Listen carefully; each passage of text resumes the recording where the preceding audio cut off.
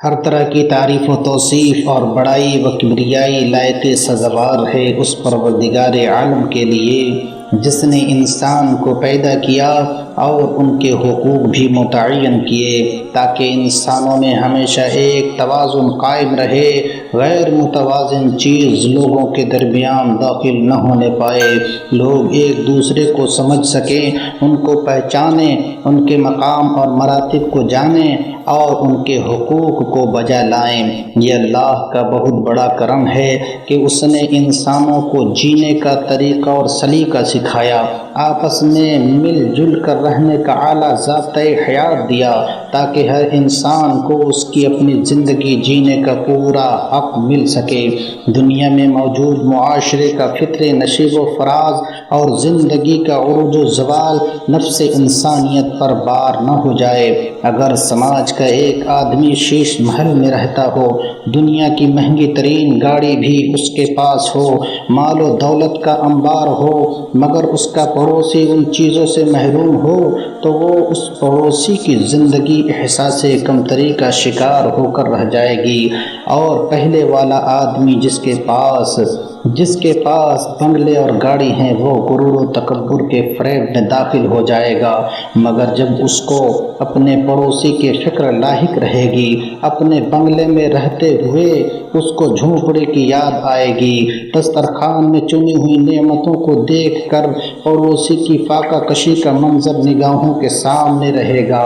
معزز سامعین کرام، اس وجہ سے اللہ رب العالمین نے پڑوسیوں کے حقوق کا بھی ذکر کیا۔ نبی پاک صلی اللہ تعالی علیہ وسلم نے پڑوسیوں کے حقوق کی ترغیب دی، پڑوسیوں کے حقوق کو بیان کیا، اپنی امت کو پڑوسیوں کے حقوق سکھائے۔ میرے محترم معزز ساتھیو، آئیے اس تعلق سے چند احادیث کریمہ سماعت کر لیتے ہیں۔ ان ابی شریح ان النبی صلی اللہ تعالی علیہ وسلم قال واللہ لا یؤمن واللہ لا یؤمن واللہ لا یؤمن قیل ومن یا رسول اللہ قال الذی لا یأمن جارہ بوقائہ۔ حضرت ابو شریح رضی اللہ تعالی عنہ سے روایت ہے، نبی پاک صلی اللہ علیہ وسلم نے ارشاد فرمایا، اللہ کی قسم وہ مومن نہیں ہو سکتا، اللہ کی قسم وہ مومن نہیں ہو سکتا، اللہ کی قسم وہ مومن نہیں ہو سکتا۔ عرض کیا گیا، یا رسول اللہ وہ کون شخص ہے جو مومن نہیں ہو سکتا؟ اللہ کے نبی نے فرمایا کہ جس کا پڑوسی اس کی شرارتوں سے محفوظ نہ رہے وہ مومن نہیں ہو سکتا۔ میرے معزز اور محترم ساتھیوں، دیکھیں اللہ کے نبی صلی اللہ علیہ وسلم نے کس طرح اپنے مومنین بندوں کو، اپنے مومنین کو، اپنی امتوں کو پڑوسیوں کے حقوق کی ادائیگی پر ابھارا ہے کہ ایک شخص اگر اپنے پڑوسی کے حقوق کی ادائیگی نہیں کرتا تو وہ سچا، پکا، مکمل، کامل مومن بھی نہیں ہو سکتا۔ یہ پڑوسیوں کے حقوق ہے۔ دوسری حدیث پاک اللہ کے نبی نے ارشاد فرمایا، لا یؤمن احدکم حتی یحب لجارہ او لاخیہ ما یحب لنفسہ، کہ وہ شخص مومن نہیں ہو سکتا یہاں تک کہ وہ اپنے پڑوسی کے لیے وہی پسند کرے یا اپنے بھائی کے لیے وہی پسند کرے جو خود کے لیے پسند کرتا ہے۔ تو میرے دوستوں اور بزرگوں، یہ دیکھیے اللہ کے نبی صلی اللہ علیہ وسلم نے کس طرح اپنی امت کو ترغیب دی ہے کہ ایک شخص جو اپنے لیے خود پسند کرتا ہے اپنے پڑوسی کے لیے بھی وہی پسند کرے۔ تیسری حدیث پاک ہے، عن ابن عمر رضی اللہ تعالی عنہما قال قال رسول اللہ صلی اللہ تعالی علیہ وسلم ما زال جبریل یوصینی بالجار حتی ظننت انہ سیورثہ۔ حضرت عبداللہ ابن عمر رضی اللہ تعالی عنہما سے روایت ہے، انہوں نے فرمایا کہ رسول اللہ صلی اللہ علیہ وسلم نے ارشاد فرمایا کہ جبریل مجھے پڑوسیوں کے بارے میں وصیتیں کرتے رہے یہاں تک کہ مجھے گمان ہو گیا کہ وہ انہیں وارث بنا دیں گے۔ یہ ہمارے آقا صلی اللہ علیہ وسلم کی حدیث پاک ہے۔ یہ پڑوسیوں کے حقوق ہیں، یہ پڑوسیوں کے حق ہیں۔ پڑوسیوں کی مدد کرنا کتنا بڑا ثواب ہے، کتنا بڑا اس پہ اجر ملتا ہے۔ آج اس تعلق سے ایک روایت آپ کو سنا دیتا ہوں۔ حضرت عبداللہ ابن مبارک رضی اللہ تعالیٰ عنہ کا نام آپ نے سنا ہوگا۔ یہ بہت بڑے مشہور بزرگ ہیں۔ وہ حج کی سعادت حاصل کرنے کے لیے مکہ معظمہ حاضر ہوئے۔ حج سے فارغ ہو کر حرم شریف میں بیٹھے تھے کہ نیند لگ گئی تو خواب میں دیکھا کہ دو فرشتے آسمان سے نازل ہوئے اور ایک دوسرے سے گفتگو کرنے لگے۔ ایک نے کہا، اس سال کتنے لوگوں نے حج کی سعادت حاصل کی؟ دوسرے فرشتے نے کہا، 6 لاکھ لوگوں نے فریضہ حج ادا کیا۔ پھر فرشتے نے کہا، اس سال کتنے لوگوں کے حج قبول ہوئے؟ تو دوسرے فرشتے نے جواب دیا، کسی ایک کا بھی حج قبول نہیں ہوا ہے۔ حضرت عبداللہ بن مبارک رضی اللہ تعالیٰ عنہ نے سنا تو بے چین و بے قرار ہو گئے اور خیال کیا 6 لاکھ لوگ مکہ میں دور و دراز سے حج کے لیے آئے لیکن کسی ایک کا بھی حج قبول نہیں ہوا۔ ابھی یہ سوچ ہی رہے تھے کہ فرشتے نے کہا کہ دمشق میں ایک شخص ہے جو جوتے سلنے کا کام کرتا ہے، جس کا نام علی جبن الموافق ہے۔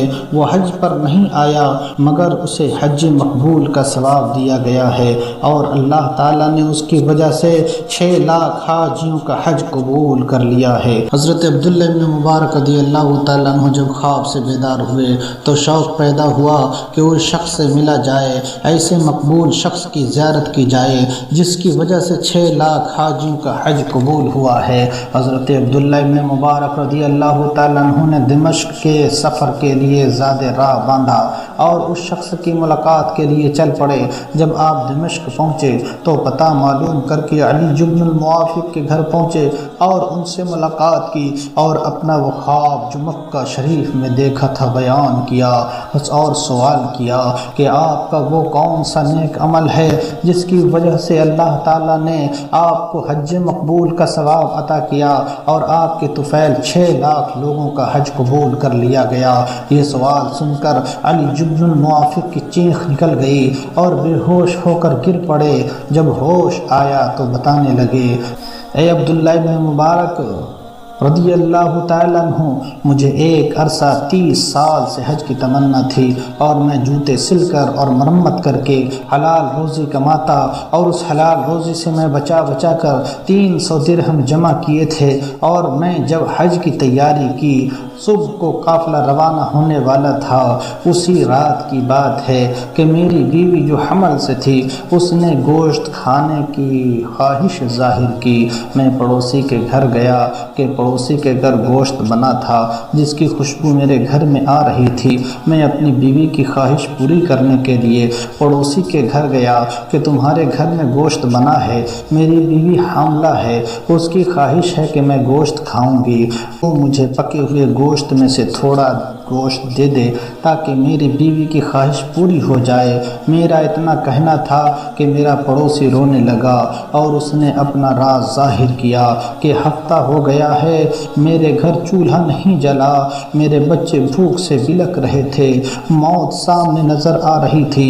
بچوں کو موت سے بچانے کے لیے میں شہر کے باہر گیا جہاں میں مرے پڑے جانور ڈالے جاتے ہیں۔ ایک گدھا کو دیکھا جو مرا ہوا تھا، اس کے جسم سے کچھ گوشت کاٹ لایا ہوں اور اسے پکا رہا ہوں تاکہ میرے بچوں کی جان بچ جائے۔ یہ گوشت میرے لیے تو حلال ہے مگر تمہارے لیے حلال نہیں ہے، تمہارے لیے حرام ہے۔ علی جبن الموافق فرماتے ہیں، یہ سب سن کر اور اپنی آنکھوں سے دیکھ کر میں اپنے گھر آیا اور وہ رقم جو میں نے 30 سال میں حج کے لیے جمع کیا تھا وہ سب رقم 300 روپے اللہ کی خوشی کے لیے ایک غریب مسلمان کی بے کسی و پریشانی دور کرنے کے لیے اپنے پڑوسی کو دے دیے۔ یہی ہمارا وہ عمل ہے، یہی وہ ہماری نیکی ہے جسے رب کی بارگاہ میں قبولیت ہوئی، جس کو اللہ رب العالمین نے قبول فرما لیا۔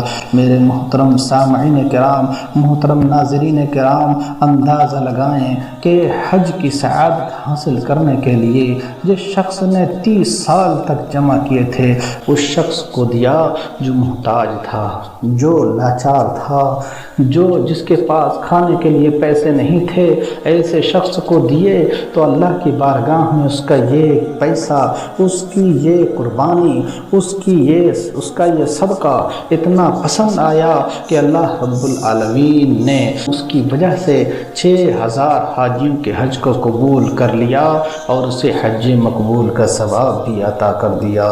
یہ میرے رب کا احسان، یہ میرے رب کا فضل ہے کہ رب کی بارگاہ میں اللہ کے بندوں کے لیے جو کچھ ہم خرچ کریں گے اللہ رب العالمین یقیناً اس کا ثواب عطا فرماتا ہے۔ میرے محترم ساتھیوں، تو ضرورت ہے اللہ کے